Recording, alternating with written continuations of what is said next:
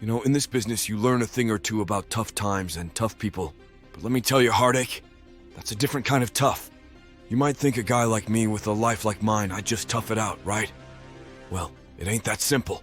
Today, I'm gonna let you in on some ancient secrets. Secrets that have helped the toughest of the tough get through the hardest of times. Secrets from the Stoics. No, not the psychiatrists. I'm talking about the real old-school Stoics. These guys knew how to handle heartache, loss, and pain without losing their cool. And trust me, if it can work for me, it can work for anyone. So, sit tight, listen up, and let's dive into the world of Stoic wisdom. Mobster style. The Mobster's Guide to Overcoming Heartache with Stoicism. Alright, let's get down to business. First off, what's this Stoicism thing, huh? Now, I'm not your typical philosopher in a fancy toga, but I know a thing or two that might surprise you. Stoicism. It's an ancient philosophy, not just some buzzword. It's about resilience, about keeping your cool when the chips are down. It's about knowing what's in your control and what ain't. In this unpredictable life, that's something worth knowing. You see, Stoicism teaches us to focus on how we respond to what life throws at us. Can't control what happens out there, but you can control what goes on in here. Taps his temple. And in here, places a hand on his heart. Now let's talk about heartache. We've all been there, haven't we?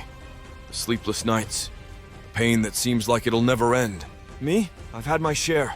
Lost love, broken trust, you name it. And in my line of work, showing weakness, that's not an option. But here's where Stoicism walks in, see? It's not about being cold or heartless. It's about handling those gut punches life throws at you without losing yourself. It's about finding strength in adversity, learning to stand up again, stronger, wiser. That's what we're gonna delve into. How to handle heartache like a Stoic. How to come out on the other side not just okay, but better. Stick with me and I'll show you the ropes, the Stoic way. You might just find that getting over heartache, it's not just about moving on. It's about growing up, growing stronger. Alright, let's dive into the core of Stoicism. You see, Stoicism is built on some key principles, and the first one, it's all about control, but not the kind you might be thinking of. In life, and especially in matters of the heart, there's stuff we can control and stuff we can't. It's like when you're playing cards. You can't control what cards you're dealt, but you can control how you play them. In love, you can't control how someone else feels or what they do, but you can control how you respond, how you handle it. Getting hung up on things you can't change? It's like banging your head against a brick wall. It gets you nowhere, but focusing on what you can control, your actions, your thoughts, your dignity, now that's power. That's where you find the strength to heal from heartache. Now, the second big Stoic principle, acceptance of reality. It's tough, I know. In my world, you learn the hard way that wishing things were different doesn't make it so. Same goes for relationships. When they end, we often wish things could have gone differently. But Stoicism teaches us to accept things as they are, not as we wish they'd be. It's about facing the truth, however hard it might be. Accepting that it's over, that's the first step in healing. It's not about giving up, no. It's about recognizing what's in front of you, dealing with it, and moving forward. Stoics believe that there's a reason for everything, even if we can't see it right away. So, when dealing with heartache, remember these two principles. Control what you can, your thoughts, your reactions, and accept what you can't, the past, other people's actions. It's in this balance that you'll find peace. And believe me, you'll come out stronger on the other side. Now let's get into the real meat of Stoicism and how it helps with heartache. There are practical lessons here that can really change the game for you. The temporary nature of pain. First up, let's talk about the temporary nature of pain. Stoics, they're big on the concept of impermanence. Everything changes, nothing lasts forever, not even pain. Heartache might feel endless, like a wound that just won't heal. But remember, it's temporary. It's a storm that'll pass. Understanding this, really understanding it, can help you see heartache for what it is. A moment in time, not the end of your story. You'll heal, you'll grow, and you'll move on. This pain, it's just a chapter, not the whole book. Detachment and objectivity. Next, we've got detachment and objectivity. Now, don't get me wrong, detachment doesn't mean you don't care. It means you're taking a step back, seeing things for what they are without all that emotional fog. Look at the situation like you're an outsider. What would you tell a friend going through the same thing? This perspective, it helps you handle your emotions better. Stops you from drowning in them.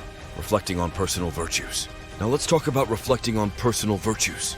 In tough times, it's easy to forget who you are, what you stand for.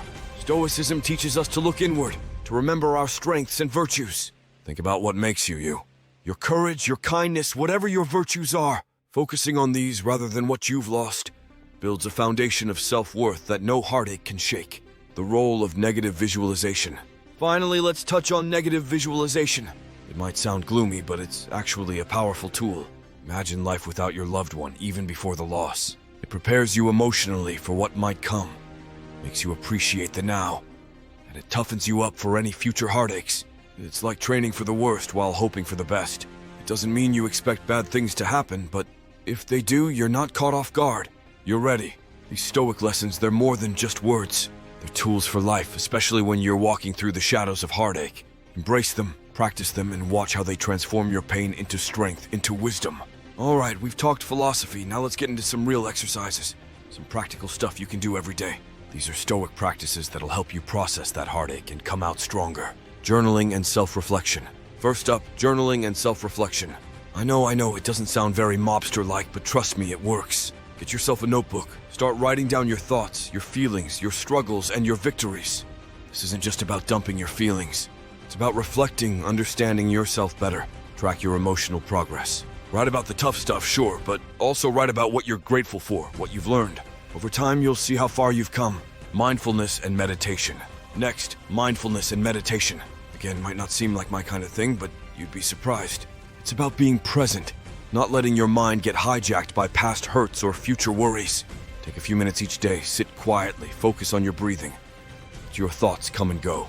It's like sitting by the river watching boats pass. Observe your thoughts, but don't jump on them. You'll find a kind of mental clarity and calm that can really help with the healing. Reframing thoughts. Now let's talk about reframing thoughts. We all have this internal chatter, right? Sometimes it's your worst enemy, especially after a breakup.